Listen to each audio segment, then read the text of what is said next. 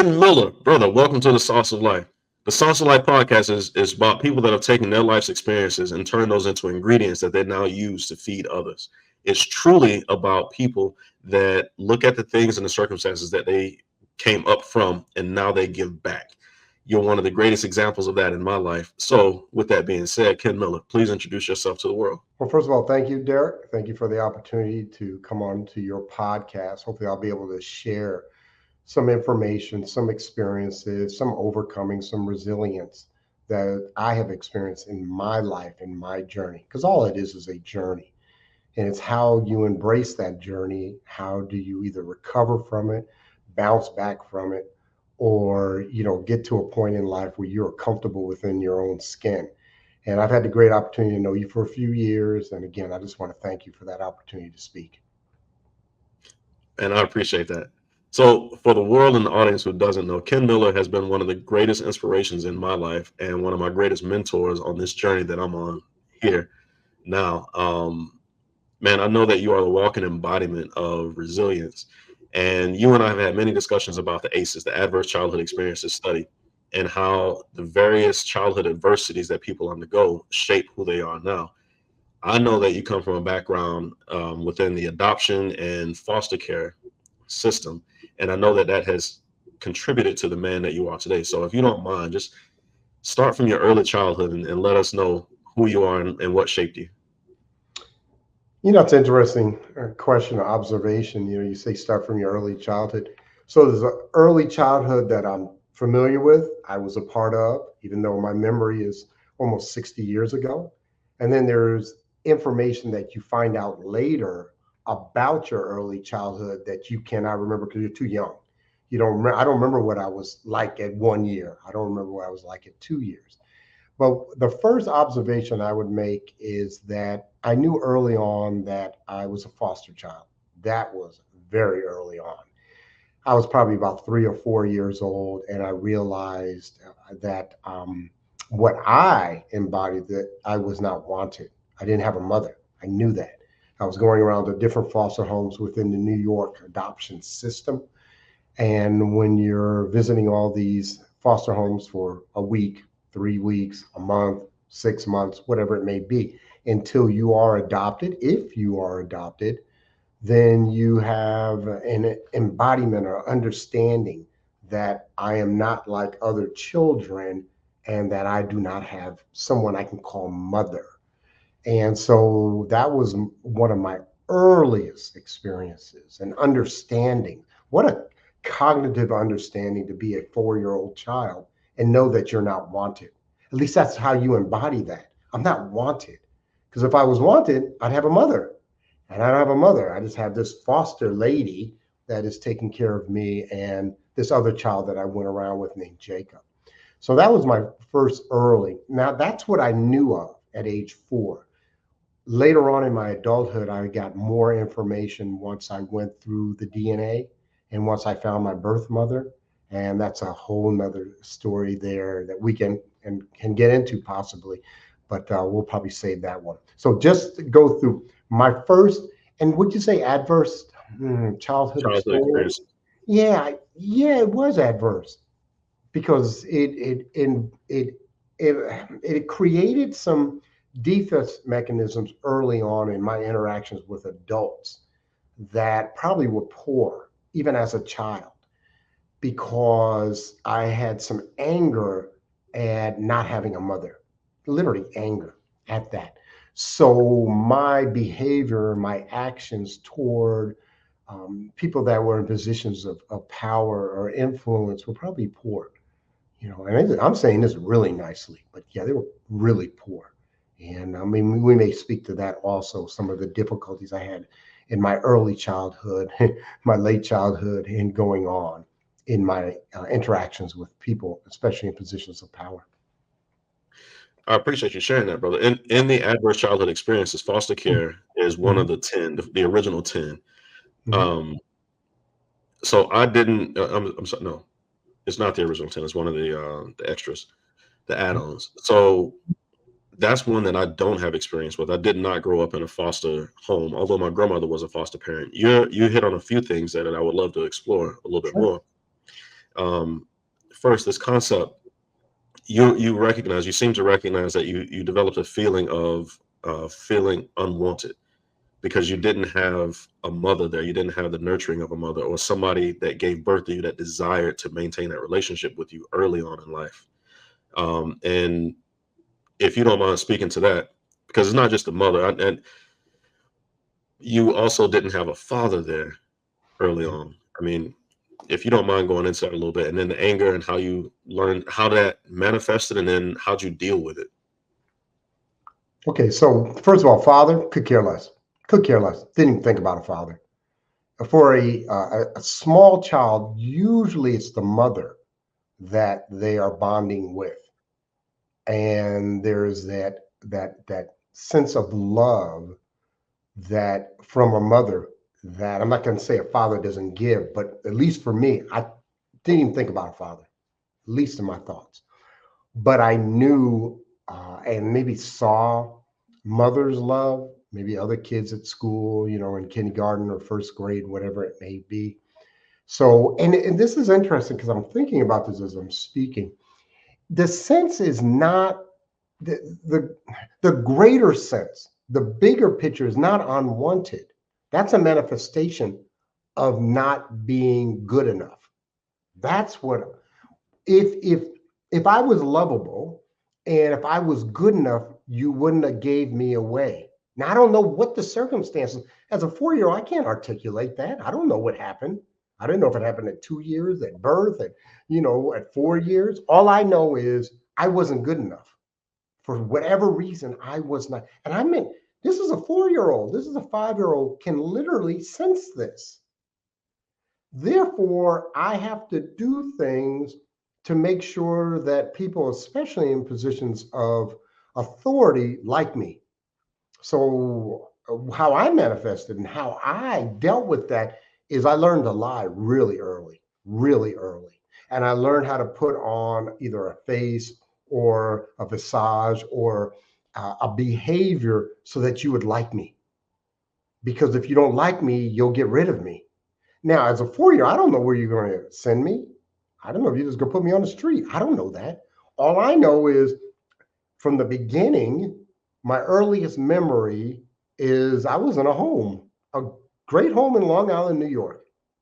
And then one day I go upstairs and all my sisters are crying. And my mom and dad are crying. Now I'm thinking they're mom and my dad. And next I know, this white lady, because I'm in a black family, foster family, comes to take me away because she's a social worker, comes to take me and another child my age named Jacob away. And they were crying because they had bonded with me. I don't know how long. I don't have those records. And they were crying, these teenage girls and the mom and the dad. And everybody was sad because these children who are foster children were going on to the next foster home. So I didn't really understand what was happening at that point. Then I went to another one for, let's say, 3 weeks, and then another one, then another one. And believe me, I understood. So what is my first reaction? I have to have people like me so they don't send me away. Because I don't know why I'm getting sent away. So I'm thinking I did something wrong, and now I got to go to another house. I did something wrong, got to go to another house. So I learned really early on to model behavior that would be non-threatening, model behavior that would be untrue, model behavior that would hopefully have people like me. But remember, I'm so young, I have to guess what this is. What is this behavior? And so especially when I went to school, I really didn't understand. And then I had to learn pretty quickly because I had some experiences, because I had a tendency to act out because I'm feeling certain things at home. I act out toward these authority figures. But I learned somewhat quickly. And then I began to model behavior. So by the time I got into, let's say, middle school, junior high, and high school, I was, we'll say, like the perfect kid. People loved me in school. And those authority figures loved me because I was non-threatening. I wasn't hard to deal with. So anyway, but going back to really it's the period between 4 through 6, 7 that I identified how am I going to circumvent these individuals in power, and also how I was going to deal with the world around me as a 6, 7, 8, 9 year old child. Too much at that age. That's too much work. And Sounds like it it. affected me for the rest of my life. I'm still a product of my childhood. I'm still a product of those first probably 6, 7 years. It just most of it I've dealt with positively, and I understand it. This is the key. I've taken a lot of time, Derrick, to look at my actions, number one. Then I have the ability to go back and understand how was I thinking at that time and how was I feeling. And then I can look at that and say, hey, I don't have to either feel that or think that today. And now, how am I going to deal with my adulthood in ways that maybe protected me as a 8 year old, but are not good as an adult? Okay. Wow. I appreciate you sharing all that, man. You dropped so many nuggets in there, so many different ways that this can go. And I So, believe honestly that you're going to be the most challenging interviewee on this podcast because I understand that you've gone through so much in your life. Um, and I really want to be able to do justice to your story because you're literally one of what I call God's warriors. You're one of the people that are walking that truly know what it's like to hit that rock bottom and to come up. But you said something in there. You said many things, but you essentially hid yourself.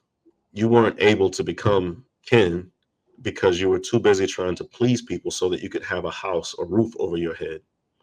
In that, um, that feeling of every time you transition from house to house to house, you were self-blaming, like as mhm. if you were the problem and what's wrong with you, and I need to change this behavior or that behavior.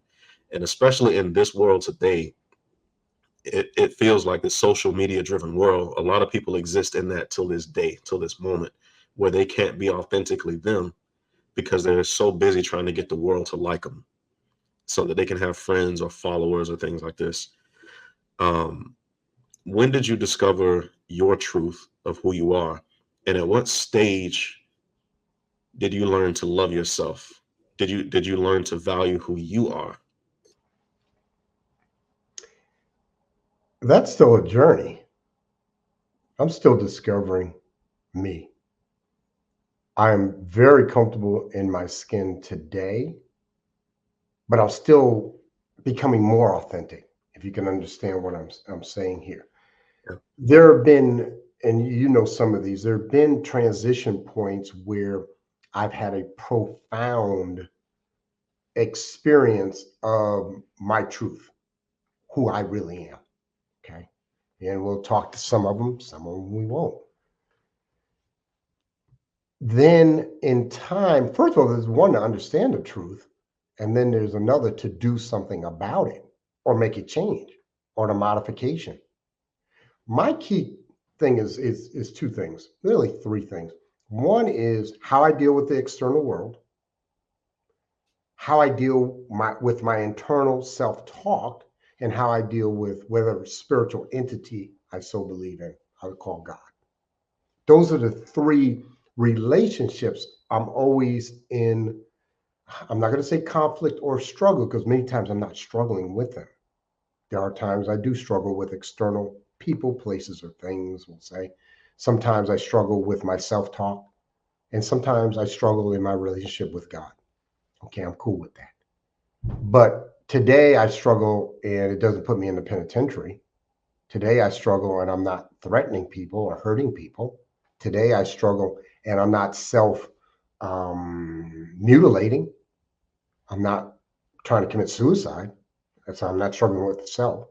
And I also, my struggle with God is I'm not struggling. I just try to do God's will to the best of my ability. So When did this happen? There's been many pivot points or many uh, profound moments, but most of them have happened. I'll just say this: most of them happened in the last 20 years. That's for sure. I'm 61 today, and I apologize for the light. I think I got too much light coming on. So Nobody will have time to focus on the light, brother, because we're too busy focusing on the wisdom that you're dropping. You just sure. mentioned a whole bunch of things there. And this is what I mean. We haven't even left high school yet, and you're already talking about self-mutilation. You're talking about self-deprecation. You're talking about your struggle with a higher entity. All right, let's go with that. That should work a little bit better. Okay. Okay. No, Ooh, I like that. Now you got me on the spotlight. Okay, I'm ready. yeah, you're on the spotlight. Mhm, So we're talking about all these various things that you've gone through in life, and we'll get to the penitentiary later. mhm. We'll get to some of those struggles. You mentioned something that I would like to go back to before we move forward in your life, which is comfort in your own skin. And again, we haven't left high school yet, so I would love to for you to explore being comfortable in your own skin, because it wasn't just about you learning to love yourself. There was also literally you were raised by initially black parents, and then and you've also been raised by white parents as well. Like you've had issues struggling in your own skin, correct? Yes and no. I've Okay. so I had some foster homes that were white. That's for sure. There are probably just not enough African American foster parents out there for the amount of African American children in the New York system. When I say a system, each state has an adoption system, and it's at the state level. It's not federal, it's not county, it's a state system. So I come from the New York state system. Okay. And within that system, children are put up for adoption. They go into the system. I call it the system. And then you're put into foster homes for um, indeterminate lengths of time. And I don't know how that is done, don't really care. All I know is I sometimes a week, sometimes months with these. And I remember probably about 2 to 3 years of foster homes from ages of maybe 3, 4-ish to 6. Okay. And I was then adopted um, by a family, and that became my legally adopted family. Let me talk to that real quick. So I'm in a foster home, and then this couple, Irene and Sam Miller, are looking to adopt a child. And my mother said they had like a mug book at the adoption agency. It's called the Wyndham Agency. It's the oldest adoption agency in the United States, founded in the 1800s in New York City. And it was really expensive. This is 1968, which is crazy. You're trying to get these kids adopted, but it's expensive to do this. And they're a black family. So they're adopting another young black child and doing the paperwork.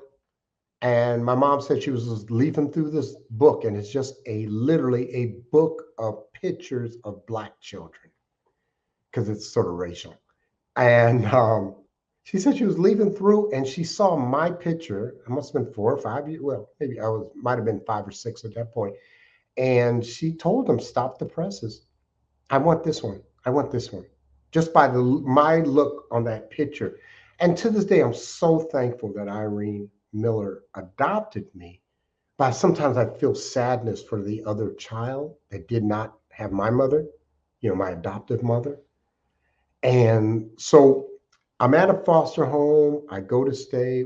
It was Olive, John and Olive Turley in Amityville, New York, 1968. And I go to spend some time with this potential foster parent. And I remember I didn't want to go. I'm just a child because I was enjoying staying with the Turleys. And also, I had a brother named Jacob, who I thought was my brother. I literally thought he was my biological brother because we always went around together. And Yeah. I found out later he was not my brother. But anyway, I went up and I went to this family, and I already saw some situations with my father, Samuel Miller, that gave me pause for thought. That's an adult term for, man, something ain't right here with Right. him. And we'll talk a little bit more about that. But my mother, Irene Miller, my potential mother, was so incredible as a human being. I just wanted a mother. I just wanted a mother. And so, even though I had some thoughts or concerns about Sam, I get Irene. And so I went in front of the court and I got adopted. And to this day, I'm so, so thankful for that. But one more thing I want to say about this.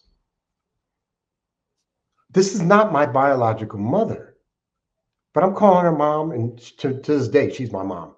Okay. She's passed away, but she's my mom. But that was a lie.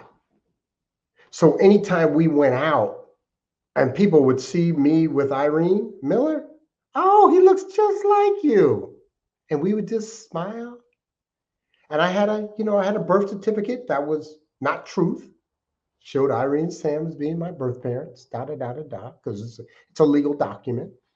But I always knew. And so it made it real comfortable when I lied throughout my life. I lied throughout my life to protect, because I grew up with a lie. I grew Right. up with a lie. And then when I had to do things to protect myself physically from violence, lying became real easy then. I could justify that one in a heartbeat. And you ended up with that with Sam. That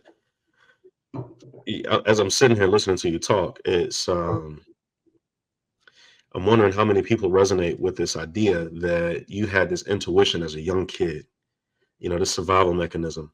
You wanted and Mhm. craved the love of a mother, the nurturing of a mother so bad, but you felt that energy with Sam, but you felt like you could deal with Mhm. it.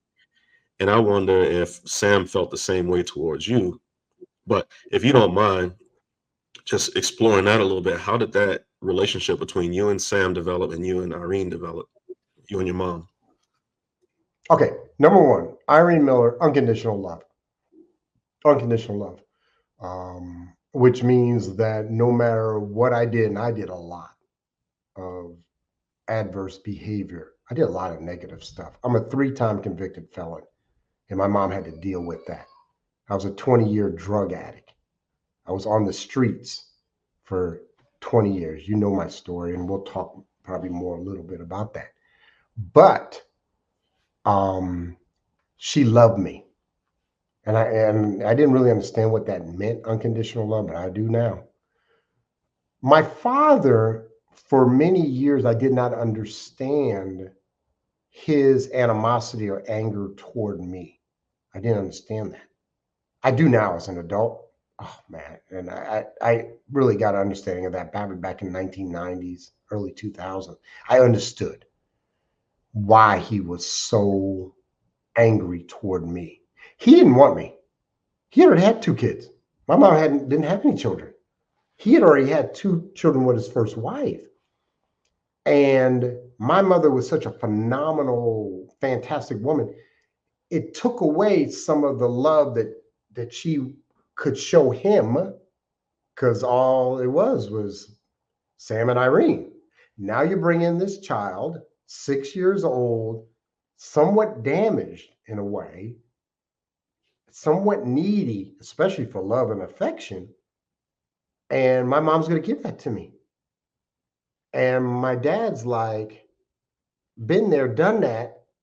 And now you're taking away, some of that time, some of that affection, some of that love that could be directed toward me. And in a way, you could say this is, and again, this you can call this an opinion, but this is my truth. Right. He was jealous. He was envious. And then my mom was protective of me. Now, on top of that, my father was a very angry man for certain reasons. He was very angry. And growing up as a black man in the 20s and the 30s, going to World War II, fighting for your country and being treated like he was, I could go into that for a half hour. Okay. Again, I have to understand that. And then his father was a very angry. My mom said, you said your dad's father was the meanest man I've ever met in my life, was the meanest, angriest man I've ever met. That's what my father had to deal with. Okay. I never met him, but that's what he had to deal with. So there's a lot of dynamics, but this is the key. I want to say this, Derrick, is I took the time to try to understand him because for many, many decades, it was a black white thing. He was just evil. My dad was just evil. We'll talk about it. My dad shot my mom 6 times. So he was just evil. He beat the bejeebers out of me.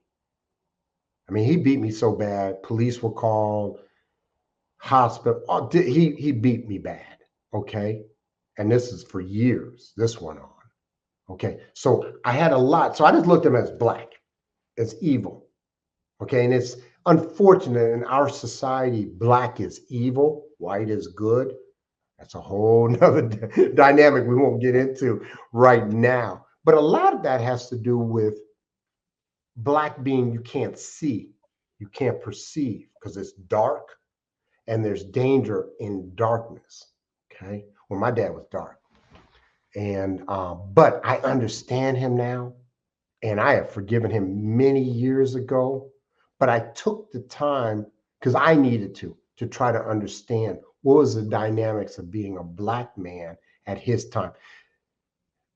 That's a critical thing that you're talking about right there, which is a method of forgiveness and being able to go back and look at the person that offended you at a younger age and try to ask yourself, what did they endure as a child that allowed them or facilitated the adult that they become now? Man, again, there's so much in here from you that helps people. I believe will open up doors for other people. Did you find? So I know that Sam was an alcoholic. Mhm, mhm. This was something that you observed as a young kid, but your mom was not. Not at all. How, Teetotaler. okay, how did that dynamic play into your life? Well, my father was an alcoholic. So the dynamic was he was an alcoholic. So the deal about an alcoholic is, and I'm an alcoholic, so I can talk to this well. I just celebrated 20 years clean and sober Congratulations on on that. September 23rd, 2024. But so my father's an alcoholic. So first of all, as a child, you don't understand what that means.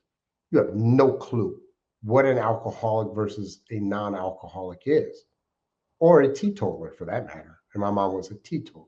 She didn't drink at all. Zero. No drugs, of course. Zero. My dad wasn't, as far as I know, a drug addict, but he was an alcoholic. And an alcoholic would, my definition of an alcoholic is an individual that cannot, with any certainty, control the amount that they drink. And under the influence of enough alcohol, they make really poor decisions for them and their loved ones and literally society. Okay. So my father drank, he drank apricot brandy. That was his alcohol of choice. I'll never forget seeing those fists of apricot brandy in his car. And most or many alcoholics have a fundamental underlying feeling behind their drinking. And my father was full of remorse, regret. And so when he was drunk, he had a tendency to be very angry about his present situation or the things that he resented or regretted. Um, which is sad because he had such a beautiful life because he had my mom and we were middle class. I mean, he was an accountant. My mom ran nursing programs, so that wasn't it. But there were certain things that obviously had happened to him in his childhood. Again, World War II, and then into the position that he did have at his job. So he took it out on me, and I was the brunt. My father, until he shot my mom, never had any violence toward my mom, not once. And I was there. Okay, it was all toward me. And again, he was resentful of me. And so he was an alcoholic. He was a violent alcoholic. He was an angry alcoholic. He was a sad alcoholic. Nothing like a sad alcoholic. Ugh, it's ugly. I'm not a sad alcoholic. And if we ever get into that, I'll tell you more of what I was like as an alcoholic. So, having said all that, it manifests itself in violence. It manifests itself in threats. It manifests itself in danger. It manifests itself in car accidents. Um, it affected our family in a lot of ways. So that was my father. Wow, man, that's God. I had a thought while you were talking. I had several, but your dad as an alcoholic, I understand that he became more abusive, but he didn't need alcohol necessarily to want to dive into punishing you for whatever infraction he believes that you committed. But a question that I have is, your mom watched it or observed it or was aware of it. Mhm. How does that impact you, knowing that that's your source of love and nurturing? And then looking at your dad, who is the biggest um, threat, the biggest source of fear in your life, and that the person who loves you most is aware of the person that you fear the most and the behaviors of that person. How do you reconcile that, or did you struggle with that as a kid? I struggled with it as an adult. As a child, I didn't struggle with it. So let me correct you on one thing. My Okay. father was not violent when he was sober. Period. He wasn't violent. Now I might have done some things where he got a little angry. I might even got a spanking, but it was deserved. But he was sober. It's when he's drunk that's scary. Okay, because then your shut-off valve sometimes doesn't shut off. Okay, he got the spanking. Back when I grew up, we got spanked. Okay, I got hit over my knuckles in school with the yardstick. Okay, that was common in the 60s and 70s. Nowadays, it's not that common in school. Okay, so just want to make sure, because I don't want to make him into something he wasn't. Okay. Okay, he was bad enough, without making him worse. Okay, and remember, I understand him now. I'm not saying it was all right what he did, because what he did was never all right. Okay, at that level. Okay, so the key thing is what you're talking about is sometimes we have people in our lives that we believe are supposed to protect us. Okay. It could be our husband, it could be our wife, it could be our family, our big brother, whatever. Hey, I'm a woman. Why aren't you protecting me from this guy? Um, Mom, why aren't you protecting me from dad? Husband, why aren't you protecting me from this situation? Okay. And we look at them under trying to understand why. And remember, I said to you, my mom was, remember, I'm almost like a black white. I make a dichotomy between the two different good, bad, good, evil. My mom was perfect good. But for years, I harbored a resentment toward her from not, for really one incident. One incident. It's not the 20 times that dad beat me, because we left 10 times and got a motel to get away from him. Now she kept going back, okay? Because, we men and women too, We can sound good and we can say we're going to change our behavior, change our action, or go to treatment. Da, da, da. I did it. Okay. But there was the one incident in 1975 when we left him in New York and moved to Alaska. That's how I got to Alaska. We moved to get away from him. That's one of the main reasons. And we couldn't think of anywhere far enough. And he came back 5, 6 months. We had a bad situation in 75. Bad situation happened. And we left the furniture, everything. Or we took the dogs and the cats and me, moved to Alaska. December, I got there in September. It was the best period of my childhood, bar none. I was never so happy and so relieved because I wasn't living in fear.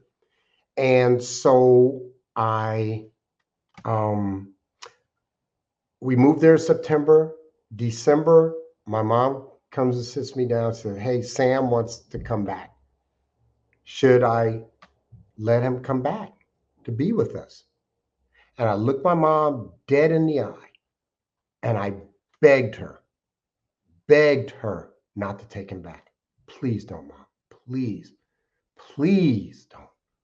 And she took him back. And I harbored a resentment for years over that because it got ugly later on, as you know.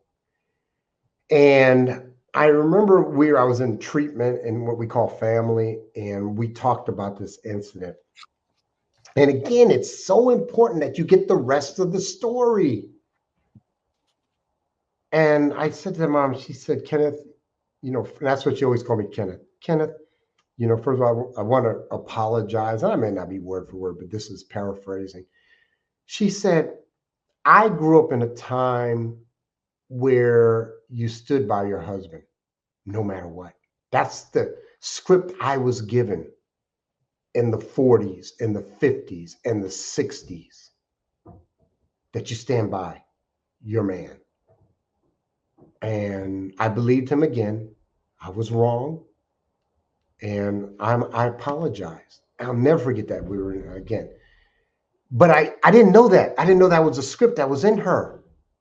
I just thought Right. if you loved me enough, you would never taken him back. Well, there was a bigger script that says this is how we do as Black women to stand by our Black men. And unfortunately, in many occasions, that script has ended in death and destruction, almost ended in death, for certain individuals. It nearly so knowing your story and knowing part Yeah. of the background, if you Mhm. don't mind, No, not at all. to come back. And just this thought that you're in the happiest period of your life between Happy. that September and that December before your life completely turned around. He came back, you're still in high school. You, if I recall correctly, you had only had like half of a beer in high school. Very Mhm. good, Mhm. like good person, good kid. Perfect. Remember? Yeah. And if you don't mind, if you're comfortable with it, talking about the Pearl incident and then how from the Pearl incident and moving forward, your mom gets shot. You've mentioned that several times, and then you head off to college. If you don't mind sharing that. Oh, yeah. I was like, the Pearl? What the heck is he talking about? Okay. So I'm 17 years old in high school going through puberty. This has to do with this story. So I'm scared of women. I'm scared of girls. Yeah, but I got this book. So most individuals, I'm an intellectual. I truly am an intellectual. I'm of the mind. I'm of the intellect. And so most 17-year-olds will get a Playboy or a Penthouse. Okay. And for masturbation, I'm just, me, I'm a straight shooter. Yeah, absolutely. I'm 17. And instead, I get this book that's like this thick, and it's called The Pearl, and it's Victorian English pornography stories.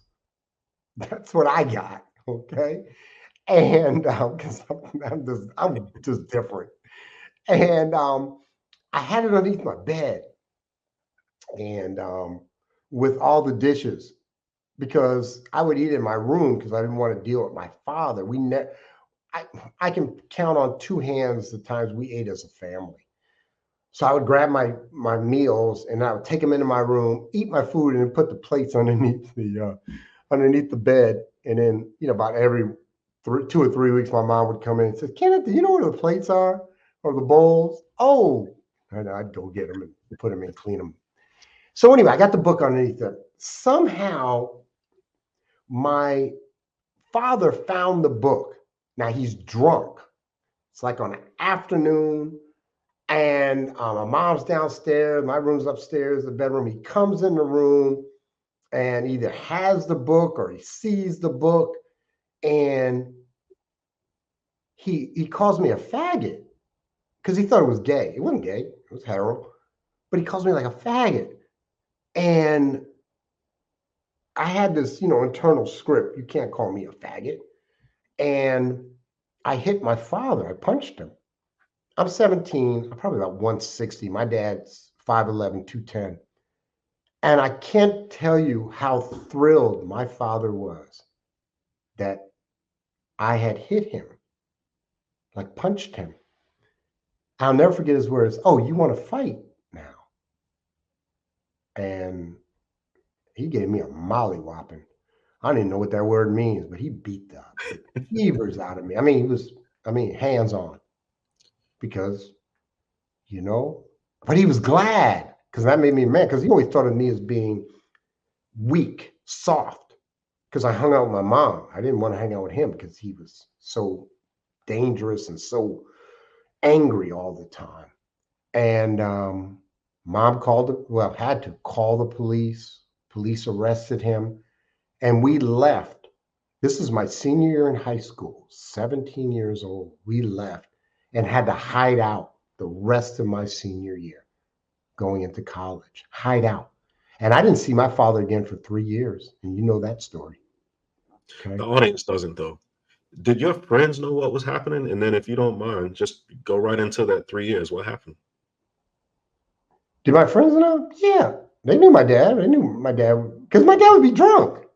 And they might come over to visit, and my dad would be drunk. He might holler something from downstairs, whatever, and I'd cower down there, take care of it, come back up. I mean, he didn't beat me every living moment, but they knew my dad as being drunk. I mean, my dad was my baseball coach, so my dad would come to the games drunk. A lot of times he passed out in the car, and we're trying to have a baseball game, and they're like, "Where's the manager?" And I'd point, "Here's my dad." So the assistant manager, who was special needs, our neighbor, special needs, would be our manager for that game. It's talking about Bad News Bears. So they knew, but what are they going to do? Or nor really, what do they care? And they didn't know how bad it was, because I've talked to them now. I'm still friends with my high school buddies. They didn't know how bad it was. Even if they did, what can they do? What can they do? Okay, Right. my dad had beat all four of us, and and that'd have been another day in the park. Whole other thing. So, But then you led to sorry to cut you off, but mhm, as I recall, she filed a restraining order against him, yeah, and this is what kind of led up to this shooting incident and the shock of the right. shooting. But see, a lot of people don't. Not a lot of people, but and it's sort of we talk about it in the book. So this happened in 1979, fall of '79. Okay, my mom didn't get shot until 1985. Okay, so we got 6 years in between. So the first 3 years till about 82, 83-ish, I didn't see my father. I'm cool with that. I'm off at college. I'm at this Ivy League school, Dartmouth College, doing what I was doing, which is another story. And I hadn't seen him. I thought I'd never see him again in my life. And I'd have been cool with that. Okay.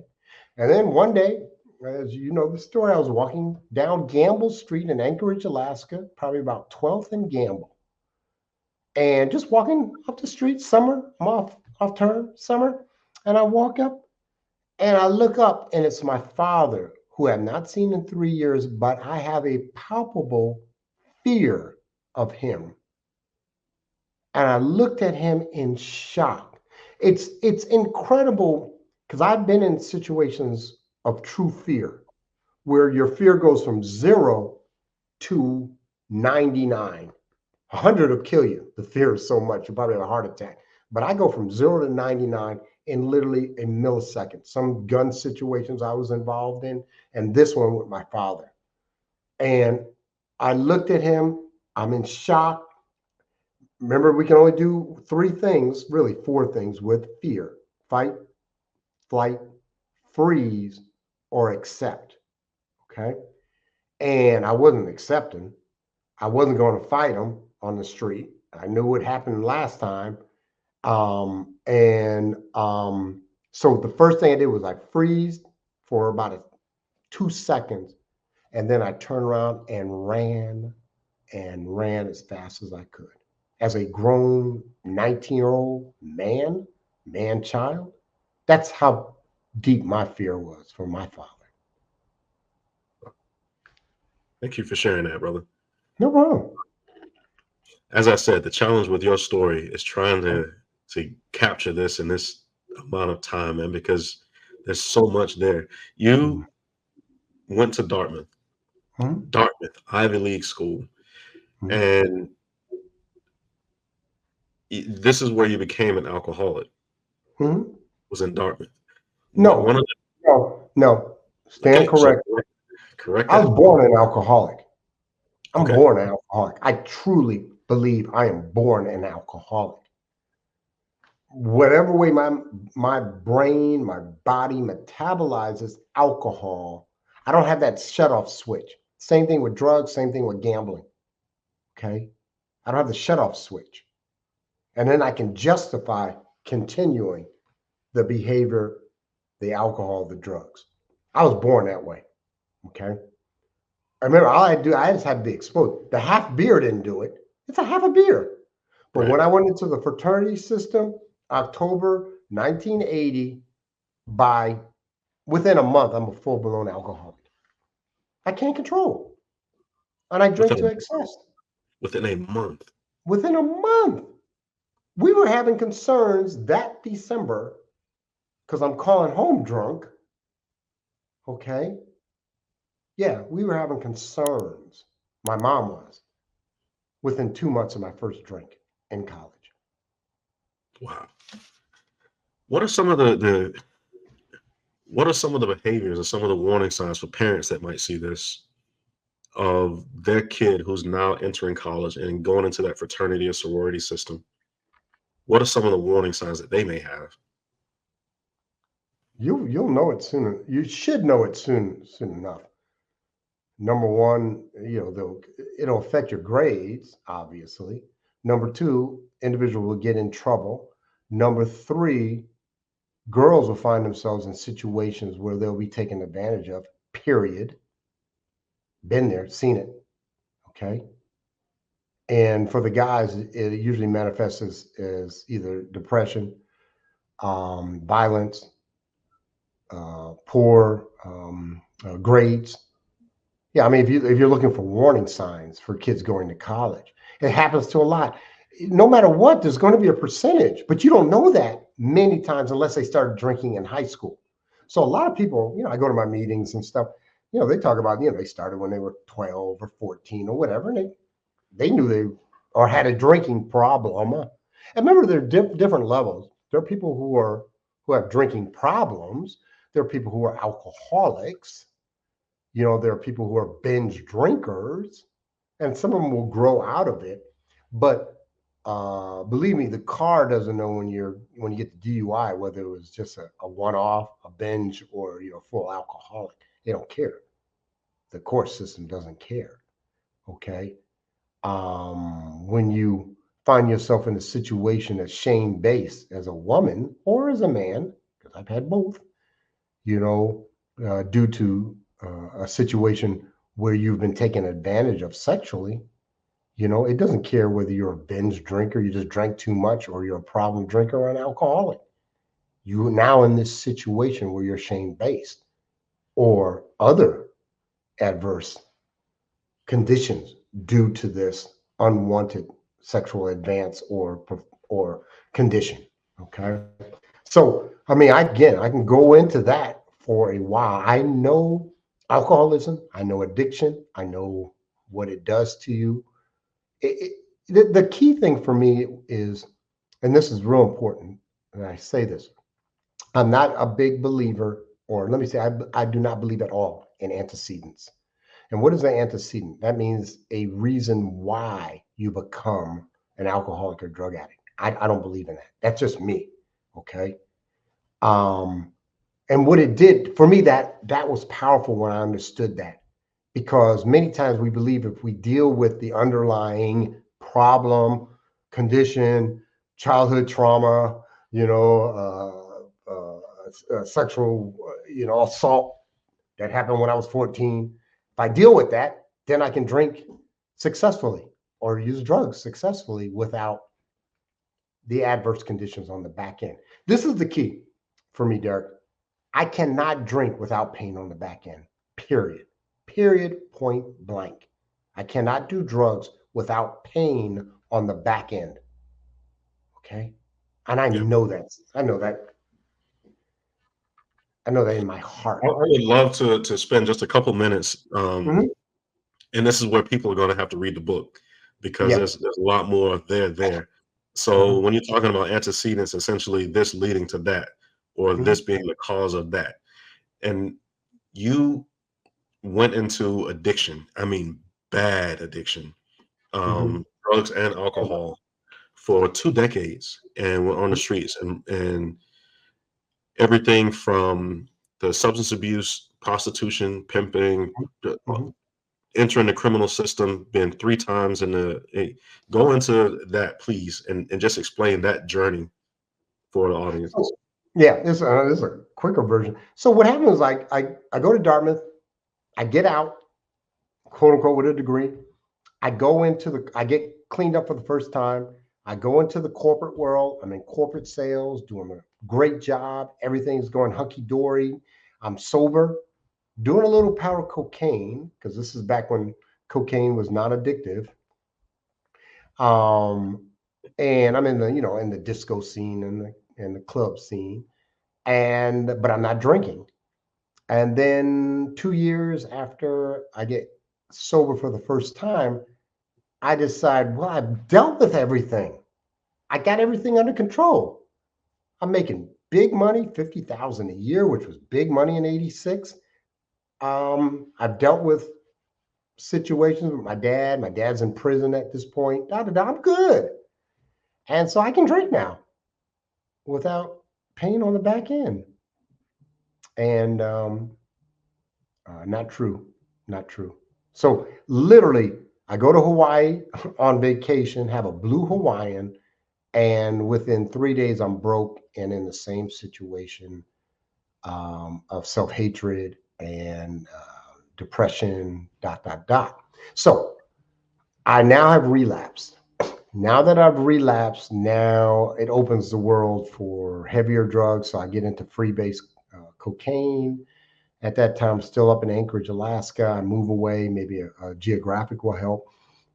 That was probably 87, 88. Go to treatment, inpatient, get suicidal, wreck the car, da da da da da. And then by 89, now at 86, I'm on top of the world. Within 2 to 3 years, I am homeless on the streets of Seattle. And so once I became homeless, in and out of treatment centers, pick up my first misdemeanor theft charge, and then I get involved with pimping and prostitution. And so what that means is I'm pimping teenage girls and I'm prostituting my body to pay for my addiction as a male prostitute. And then I get into some more difficulties, two DUIs, and then I do a burglary, pick up my first felony in 91. And that gets me up to 91.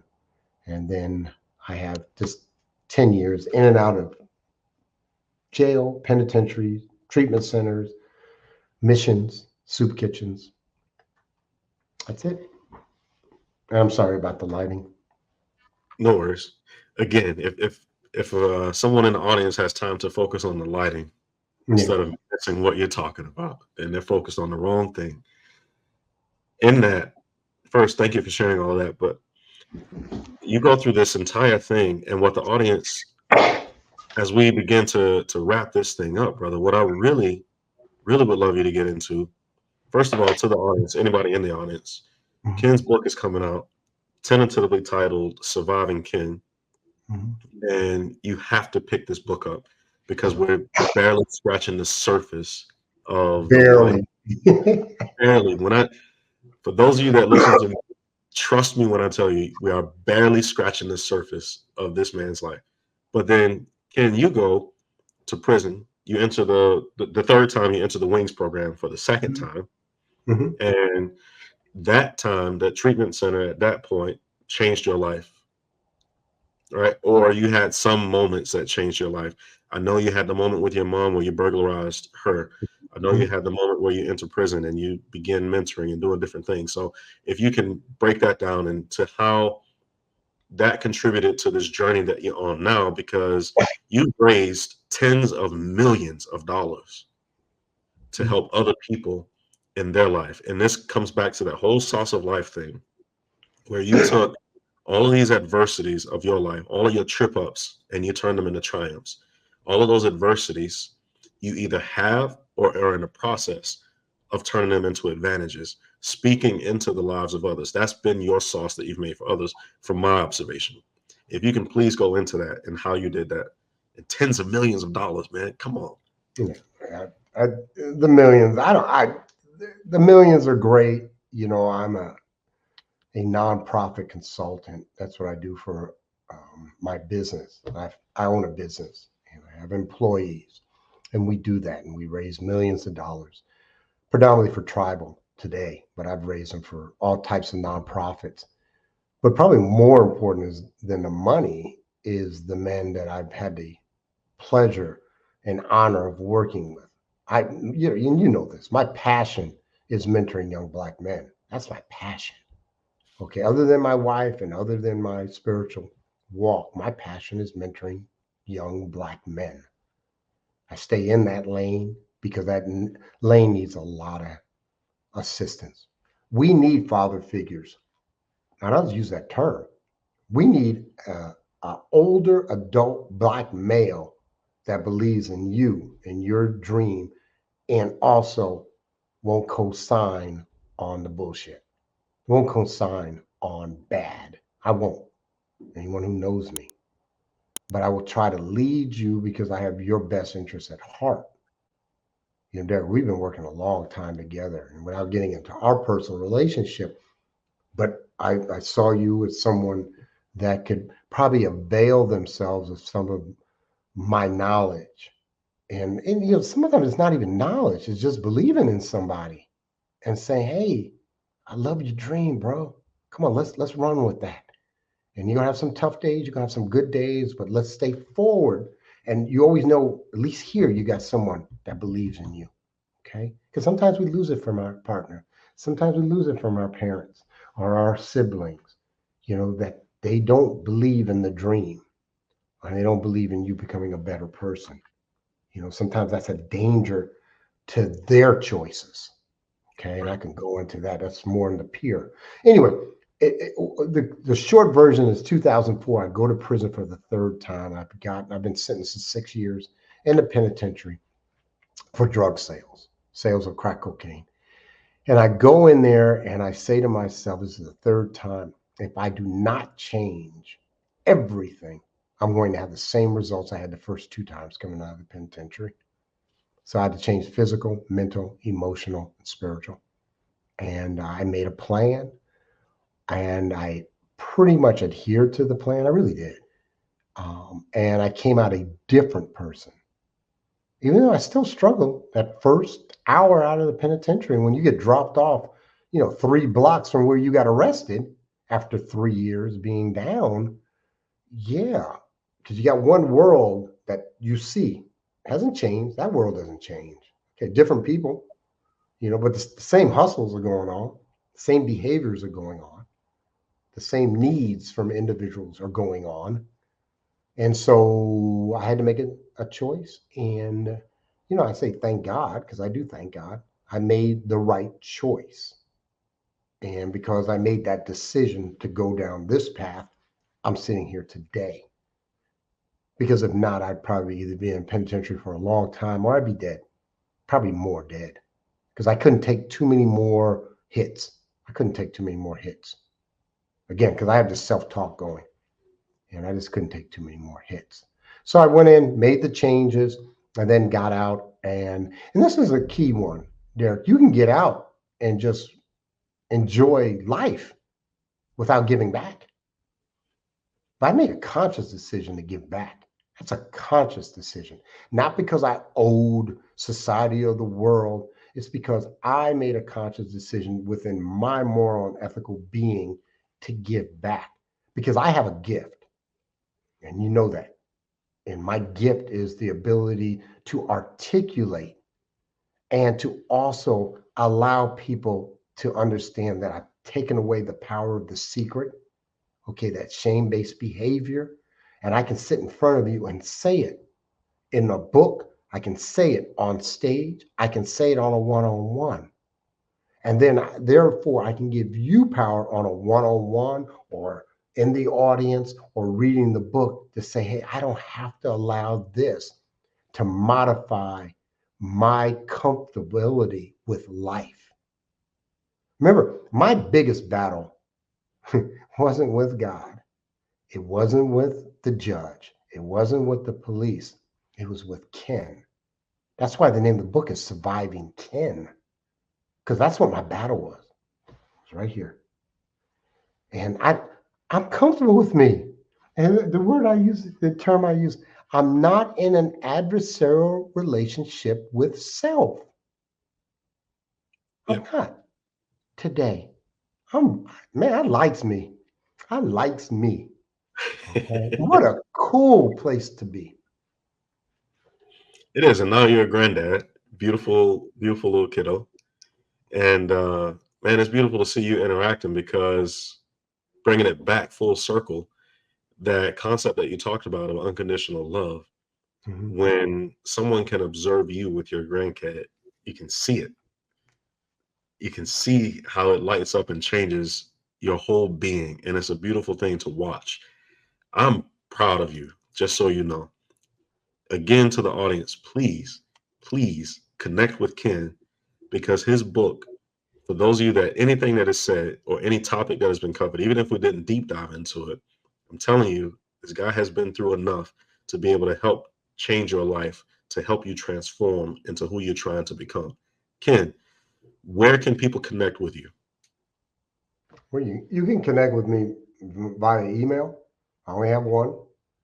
And either you can give it to them or I could say ken at denalifsp.com.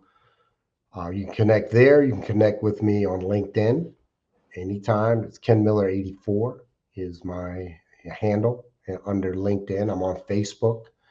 I'm on all the social medias. I have a website, and it'll probably be something like Ken Miller Speaks. I'm still working. In fact, I'm meeting with that individual tomorrow. And I'm open to connection. I, I can't tell you how many people have connected with me, and I communicate. I'm not above.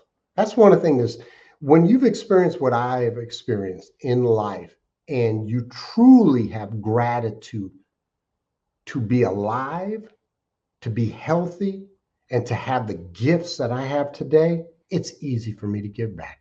It is easy.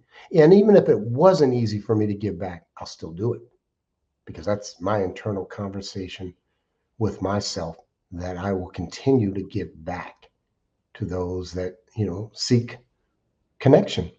That's how I do that. So, and then again, the book is coming out. Get it if you do, great. If you have a question on it. One of the things that I am looking for is always looking for opportunities to speak. That's what I love to do. That's my gift. I truly believe that. And people who have seen me speak will probably say that is a gift. But I'm looking for opportunities to speak, to share the message for pay or not for pay. I've been blessed. I'm very, very successful, but I've been blessed. And I just want to be able to share That story. And again, a lot of my story is about the recovery aspect of it. The incidents may be this damaged person, but I've been able to heal. And there is a really almost a complete healing of who I am today. And so this is what you see. I'm just a soft and gentle man today. Right. And I want to continue that way.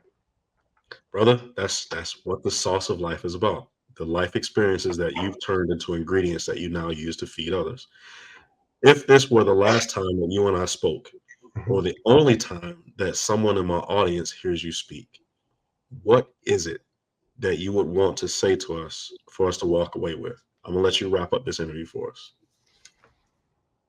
Number one, you can heal. It's doable. It's doable. Because there are times in the journey where I never thought I could get better.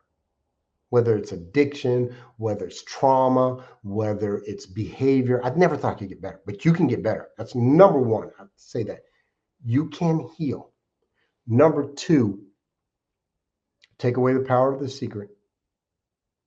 Take away the power of the secret. I don't care if you have to go to a preacher or a pastor that you never heard of. Sit down with someone and talk about your secrets, and let take away that power that the secret tells you that you're less than. Okay. Number three, forgive yourself. Forgive yourself. Number four, forgive others, even those that have harmed you. Because you remember, you've heard my story. What I had to do is I had to understand more of where that person was. And pretty much almost anybody can be forgiven. There might be a couple serial killers. I don't know. I don't want to go into that too much. And then the other thing is if you can, and I'm going to say only if you can, share the triumph, share the overcoming, share your gratitude. If you're truly grateful, share it. Share it with others. Mentor, coach, friend, befriend. Yeah, and I'll say one more. Open yourself up to opportunity. Open yourself up to opportunity. I've talked to Derrick about this a few times. Walk through the door. Walk through the door. See what's on the other side. If you need help on it, reach out to someone and say, hey, I'm getting ready to walk through this door, through this interview, meet this person. I just want to tell you a little bit about it before I go in there. And then do you mind if I holler at you when I get back from the experience and maybe talk about it a little bit, debrief, but walk through the door. There's serendipity in the experience. And also it gives you almost a good practice when there's some doors that you're hesitant to walk through. So, I mean, I could probably give a few more, but let me just do one. Understand, this is one's deep, folks. Understand what love really is. And I'm not going to go into a long dissertation on this, but take some time to really understand what is love and then manifest it daily. That's it. There you go, people. 7 things to change your life. Ken Miller, I thank you for your time, brother, and I thank you for the wisdom that you pour into others. Much love and appreciation. Thank you. Thank you. Thank you, Derrick.